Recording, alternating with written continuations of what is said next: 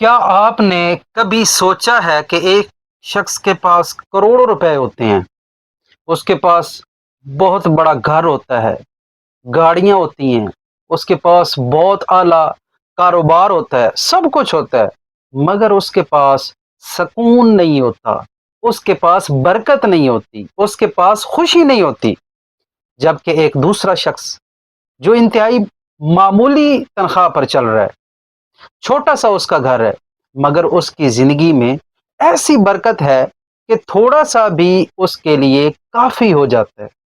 औलाद उसकी खुश है, घर में उसके सुकून है, रिज्क में इजाफा हो रहा है और दिल में अल्लाह ताला का खौफ है। आज की ये बात आप मुकम्मल सुने, क्योंकि अगर आप इस राज को समझ गए तो आपकी जिंदगी बदल जाएगी, आपकी औलाद बदल जाएगी, आपका घर बदल जाएगा। और अगर इस वीडियो को आपने छोड़ दिया तो यकीनन पछताएंगे।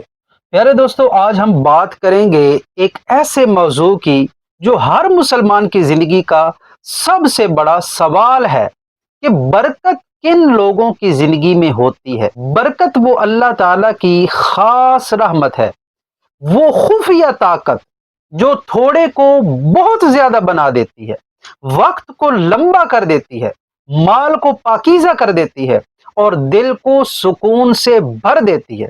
बरकत का मतलब है कि अल्लाह ताला की तरफ से दी गई वो खैर और भलाई जो बढ़ती जाती है, जो बढ़ती जाती है और उसको कभी जवाल नहीं होता, जो सिर्फ मिकदार नहीं बल्कि कैफियत भी बदल देती है। लॉजिकली देखें तो बरकत बगैर किसी सबब के नहीं आती। जैसे इंजीनियरिंग में कोई मशीन बगैर पावर के नहीं चलती, वैसे ही बरकत बगैर अल्लाह की रजा के नहीं मिलती। और शरई तौर पर कुरान हदीस और उसकी वाज़ेह हिदायत ये हैं कि अल्लाह ताला फरमाते हैं, वलौ अन्ना अहलल कुरा आमनु वत्तकू लफतहना अलैहिम बरकातिम मिनस समाई वल अर्द। मैं कि अगर बस्ती वाले ईमान लाते और तकवा इख्तियार करते तो हम उन पर आसमानों जमीन की बरकतें खोल देते। तो बरकत किन लोगों में होती है, आइए वजाहत से और आसान अल्फाज में कदम ब कदम इसको समझते हैं। इसका पहला सबब जो है वो है तकवा और अल्लाह ताला से डरना। तकवा का मतलब है कि अल्लाह ताला के अहकामात पर अमल करना और मनीहात जिनसे बचने का हुक्म है उन चीजों से बचना। जो लोग अल्लाह ताला से डरते हैं, गुनाहों से बाज रहते हैं, फराइज अदा करते हैं, उनकी जिंदगी बरकत से भरपूर होती है, उनकी जिंदगी में बरकत आती है। जैसे अल्लाह ताला ने फरमाया, वमन यत्तकिल्लाह यजअल लहू मखरजा व यरजुकहू मिन हैसु ला यहतसिब। यानी जो अल्लाह ताला से डरता है, अल्लाह ताला उसके लिए निकलने का रास्ता पैदा फरमा देता है और ऐसी जगह से रिज़्क अता फरमाता है जहां से उसका गुमान भी नहीं होता। मिसाल के तौर पर एक शख्स हराम से बचता है, सूद बिल्कुल नहीं खाता, झूठ नहीं बोलता, उसके कारोबार में बरकत होती है। हराम माल में मिकदार तो हो सकती है मगर बरकत नहीं होती, जबकि हलाल थोड़ा सा भी बरकत वाला बन जाता है। जैसे फरमाया कि अल्लाह ताला पाक है और पाकीज़ा चीज ही कबूल फरमाता है। जो लोग हलाल कमाते हैं उनकी जिंदगी में बरकत बहुत होती है। तो अगर आप तकवा इख्तियार करें तो अल्लाह ताला आपको ऐसी जगह से रिज़्क अता फरमाएगा जो आप सोच भी नहीं सकते। और फिर इसका दूसरा सबब, बरकत हासिल करने का दूसरा सबब क्या है? इसका दूसरा सबब जिसके बारे में अल्लाह ताला ने फरमाया, लइन शकरतुम लअज़ीदन्नकुम, अगर तुम शुक्र करोगे तो मैं तुम्हें जरूर ज्यादा अता फरमा दूंगा। जिन लोगों को जो कुछ भी अल्लाह ने दिया है, अगर तो वो उस पर शुक्र अदा करते हैं, उसे सही तरीके से इस्तेमाल करते हैं, खर्च करते हैं, उनकी नेमतें बढ़ती हैं। जैसे कि एक घर में थोड़ा सा खाना है मगर बिस्मिल्लाह शरीफ पढ़कर खाता है, शुक्र करके खाया जाता है, तो बरकत होती है, सबको काफी हो जाता है। जबकि नाशुक्री करने वाले के पास बहुत कुछ होने के बावजूद तंगी रहती है। यह हदीस पाक है कि जो लोग अल्लाह ताला का शुक्र अदा करते हैं, अल्लाह ताला उनकी नेमतों में इजाफा फरमा देता है।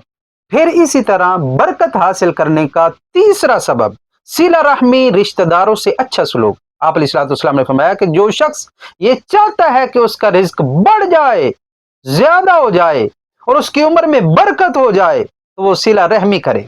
جو لوگ ماں باپ بہن بھائی رشتہ داروں کا خیال رکھتے ہیں ان کی زندگی میں بہت برکت ہوتی ہے. جیسے ایک شخص اپنے بوڑھے والدین کی خدمت کرتا ہے تو اللہ تعالیٰ اس کے رزق میں برکت ڈال دیتا ہے. پھر اسی طرح ایک مسلمان بندے کے لیے عبادات بھی ضروری ہیں.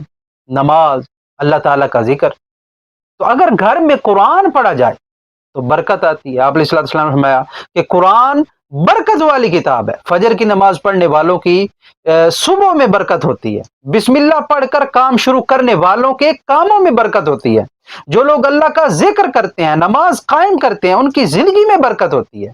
اور پھر اس کا پانچواں سبب جو ہے وہ ہے حلال کمائی اور صدقہ و خیرات کرنا. یاد رکھ لیں، حلال کھانے والے کی دعا قبول ہوتی ہے. ایک شخص دعا کر رہا تھا، آپ علیہ الصلوۃ والسلام نے دیکھا وہ دور سے آ کر دعا کر رہا ہے، مگر اس کا کھانا، اس کا پینا، اس کا اوڑھنا، اس کا بچھونا سب حرام تھا. تو آپ علیہ الصلوۃ والسلام نے کیا فرمایا؟ آپ نے فرمایا کہ اس کی دعا بھلا کیسے قبول ہو سکتی ہے جس کا کھانا پینا ہی حرام ہے، جس کا اوڑھنا بچھونا ہی حرام ہے. پھر اسی طرح صدقہ دینے سے مال میں بہت برکت ہوتی ہے. خیرات کرنے سے مال میں بہت برکت ہوتی ہے. تو سنگیوں، اپنے مال کو بانٹیں، جتنا بانٹ سکتے ہیں بانٹیں، جتنا خرچ کر سکتے ہیں خرچ کریں. اپنے اوپر خرچ کریں، اپنے والدین پر خرچ کریں، اپنی بیوی بچوں پر خرچ کریں، اپنے رشتہ داروں پر خرچ کریں، اپنے پڑوسیوں پر خرچ کریں، اہل محلہ پر خرچ کریں. خرچ کرنا سیکھیں، پھر دیکھتے جائیں کہ اللہ تعالیٰ کیا کرتا ہے. پھر دیکھتے جائیں کہ اللہ تعالیٰ آپ کو کیسے نوازتا ہے. وہ آپ کو غنی کر دے گا، آپ کی ساری محتاجیاں دور فرما دے گا. وہ آپ کو رزق ایسی ایسی جگہوں سے عطا فرمائے گا جہاں سے آپ کو کبھی امید ہی نہیں تھی. تو لہٰذا یہ سب اسباب ہیں جو برکت لاتے ہیں. یاد رکھیں، اللہ تعالیٰ ہر کسی کو برکت دینے والا ہے اور وہ اپنے بندوں پر رحم فرماتا ہے.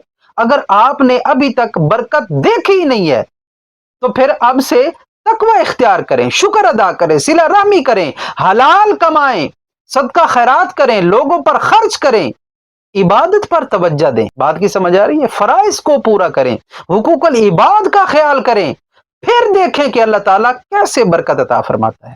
صحابہ اکرام کی آپ زندگیاں دیکھ لیں، ان کے تھوڑے مال کے باوجود فتوحات ہوئیں کیونکہ ان کے اندر تقوی تھا، ان کے اندر خرچ کرنے کا، دوسروں کا خیال رکھنے کا جذبہ تھا.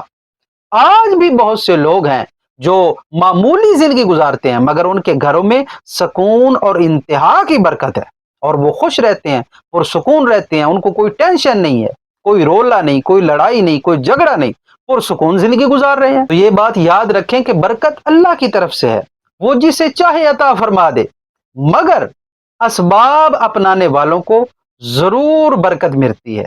لہذا آپ اسباب اپنائیں. حرام، ناشکری، قطع رحمی، گناہ، یہ ساری چیزیں برکت کو دور کر دیتی ہیں. تو ان چیزوں سے ہر صورت میں بچیں. آخر میں میری ایک ریکویسٹ ہے کہ اگر آج کی یہ بات آپ کے دل میں اتری ہے تو ابھی اس ویڈیو کو لائک بھی کریں، آگے اپنے دوستوں کے ساتھ، اپنی فیملی میں، گروپس میں دوسروں کے ساتھ شیئر بھی کریں تاکہ سب کی زندگی میں برکت آ جائے. اور اس چینل کردار حق کو سبسکرائب کریں، بیل آئیکن دبا دیں تاکہ ایسی ہر نئی ویڈیو آپ تک ضرور پہنچ سکے.